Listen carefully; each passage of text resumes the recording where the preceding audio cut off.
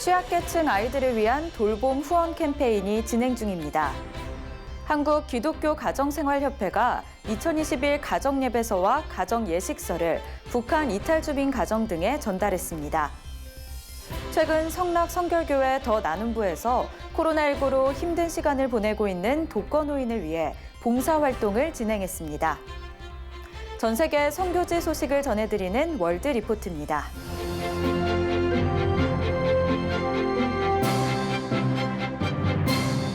안녕하십니까. CGN 투데이입니다. 첫 소식입니다. 코로나19로 각 시설들이 문을 닫으면서 돌봄 공백 소동이 벌어진 바 있는데요.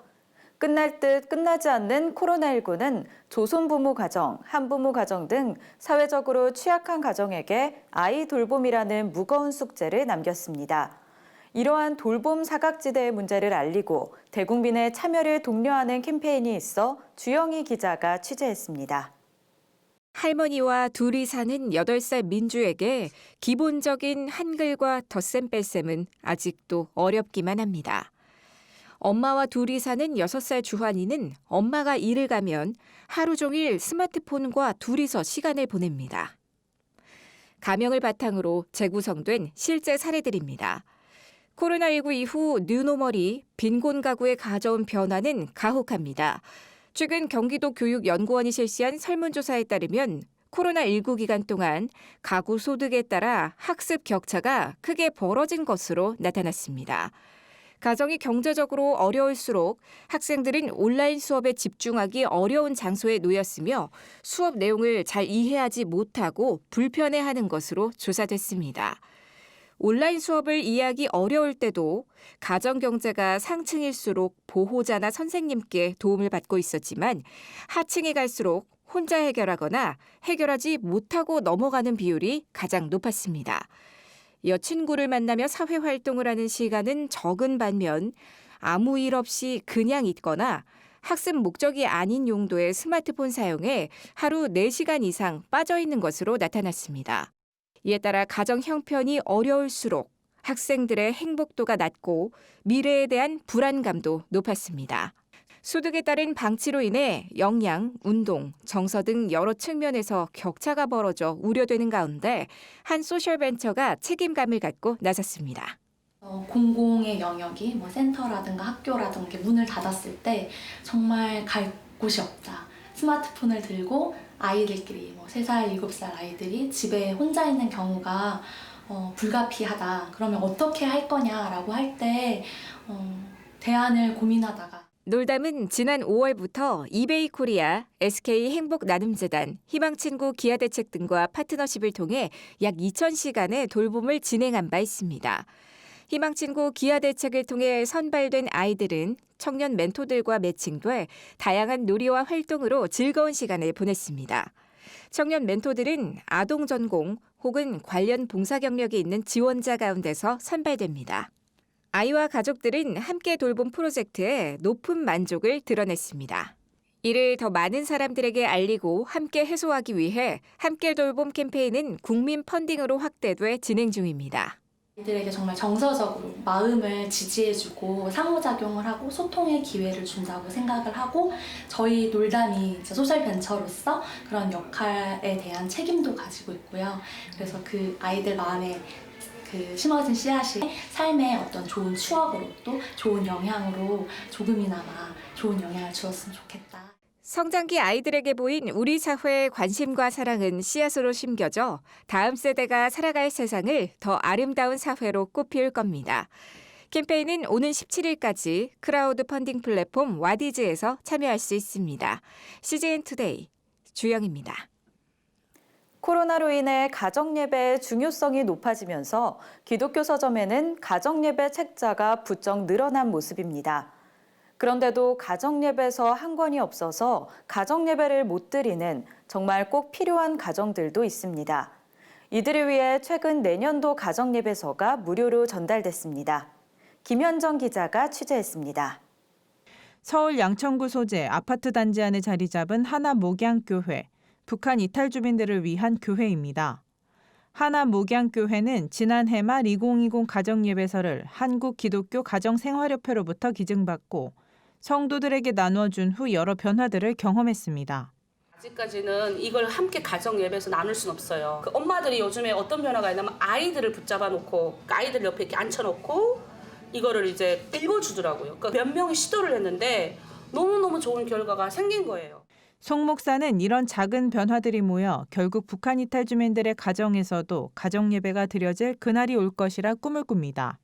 저는 그렇게 생각합니다. 여성이 바뀌면 가정을 지킬 수 있는 힘이 생길 수 있고 그리고 아이를 지킬 수 있는 힘이 생길 수 있어서 언젠가는 함께 이 가정 예배서를 놓고 예배할 수 있는 날이 오지 않을까. 한국기독교 가정생활협회는 하나님의 뜻을 따라를 주제로 한 2021 가정예배서와 가정예식서를 올해도 하나목양교회에 전달했습니다. 1,400부에서 1,800부 등 매해 기증하는 가정예배서 권수도 늘어나 내년도에는 2,500권 기증될 예정입니다. 북한 이탈 주민 가정 외에도 미자립교회들, 장애인 관련 단체들, 교도소, 한국에 정착한 다문화 가정 등에게 전달될 가정예배서입니다. 매일의 말씀 본문과 찬송, 해설, 요절 등이 수록돼 있어 홀로 믿음 생활을 해야 하는 가정예배가 어려운 이들에게 매일 묵상을 위한 교재로 활용되기도 합니다. 코로나19 사태 이후로 교회든 어디든 이제 마지막 남아있는 공간이 가정이라는 공간이고 가족들끼리 모이는 공간인데 지금 이런 상황과 시대를 맞닥뜨리고 보니까 코로나19 사태 때 우리 교우들의 가정생활에서 경건생활에서 아마 이보다 더 좋은 그 예배 자료집은 없을 거예요. CGN 투데이 김현정입니다. 코로나19 사태 속에서 지역사회 취약계층은 사회적 거리두기로 인해 힘든 시간을 보내고 있습니다. 성락 성결교회 더 나눔부에서 코로나19로 어려움을 겪고 있는 독거노인들을 위해 봉사활동을 진행했는데요. 함께 코로나를 극복하기 위한 그리스도인들의 노력을 살펴봅니다. 조준아 기자가 취재했습니다. 성도들이 분주하게 박스 안에 준비한 음식들을 차곡차곡 넣어 포장합니다. 김치, 갈비탕, 고추장, 된장, 김 등 따뜻한 밥과 함께 먹을 수 있는 음식들입니다. 점차 추워지는 날씨 가운데 따뜻한 나눔의 손길이 이어지고 있습니다. 최근 성락성결교회 더 나눔부에서 성동구청과 함께 독거노인을 대상으로 한 봉사활동을 진행했습니다. 코로나로 인한 사회적 거리두기로 인해 사회적 고립 등 독거노인의 어려움이 더욱 커졌기 때문입니다. 코로나 그런 상황에서 저희 그 독거노인들은 또 어려운 상황이기 때문에 또 수혜받을 수가 있어요. 수혜받는 것을 조금이라도 이런 코로나 극복하는 데 도움이 되고자 조금이라도 또 위로를 드리고 위안을 드린다 그러면은 코로나 극복 및 어떤 주민 복지에 그래도 큰 도움이 되지 않을까 생각해요. 독거노인 가정에서 나눌 음식들의 경우 교회 인근 이웃 소상공인들로부터 구매해 나눔의 취지를 이어갔습니다. 또 나눔부 부원들은 독거노인 50가정을 방문해 음식을 전달하고 멀티팩과 형광 등을 교체했습니다. 노후된 전기시설이 방치될 경우 동절기 화재의 위험이 있기 때문입니다. 노후된 전기시설을 안전을 위해서 교체도 해드리고 형광등도 교체해드리고 멀티팩도 교체해드리고 이런 행사를 진행하고 있습니다. 봉사를. 그래서 또한 이제 김치나 여러 가지 부식 재료를 전달해드리고 이 겨울을 따뜻하게 지내라고 이렇게 방문하게 됐고. 고령화 사회가 심화되고 있는 상황 가운데 독거노인의 비율은 점차 증가하고 있습니다.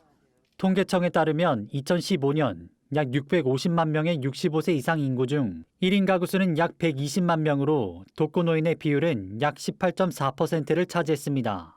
지난 2019년엔 65세 이상 인구와 함께 독거노인 가구 수도 증가했고 독거노인의 비율 또한 19.5%로 상승했습니다. 독거노인 이웃에 대한 더 많은 관심이 필요한 상황입니다. 성락성결교회 더 나눔부는 계속되는 사회적 거리두기와 바쁜 일상 가운데서도 소외받고 있는 이웃들에 대한 더 많은 관심과 사랑이 필요하다고 말했습니다. CGN 투데이 조준아입니다.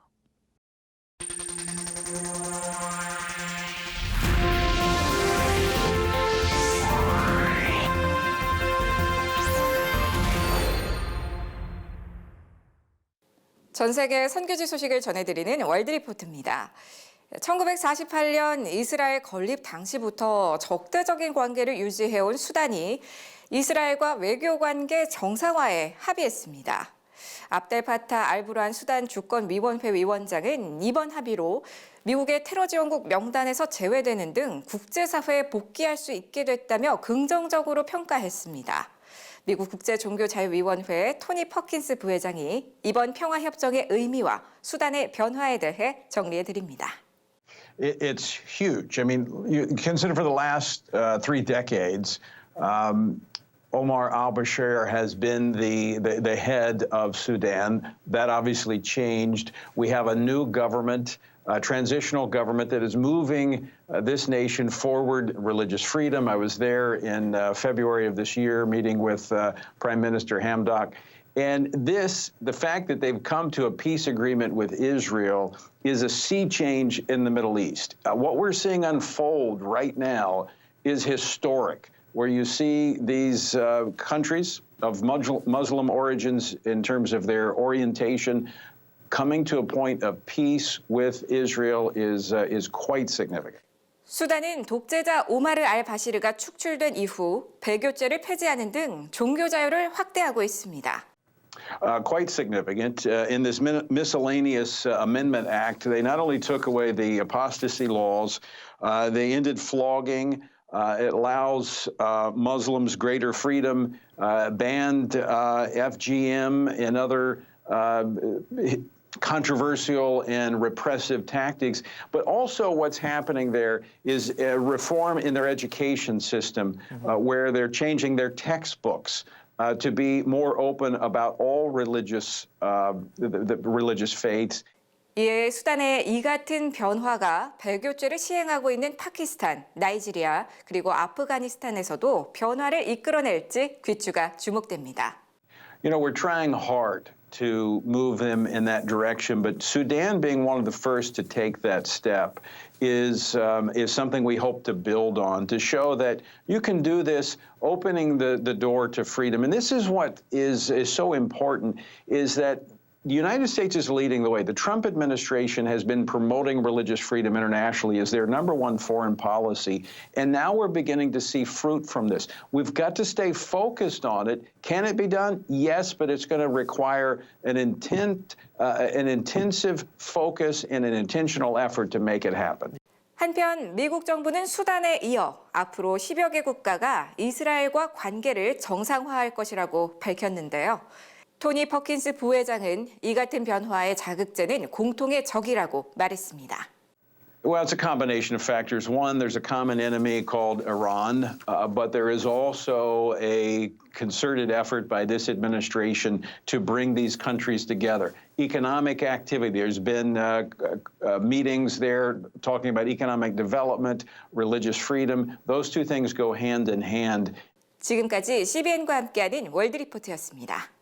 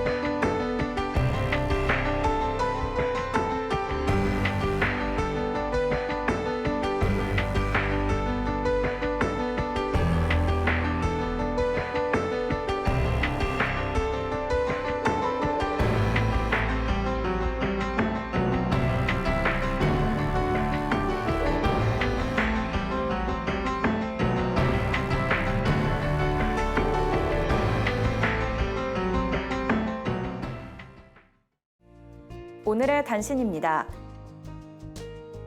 한국교회 총연합이 지난 9일 보건복지부가 제출한 형법과 모자보건법의 낙태 관련 조항의 법률 개정안은 한국 사회의 생명 경시 풍조를 조장하는 잘못된 결과를 낳을 것이기에 강력하게 반대한다고 밝혔습니다.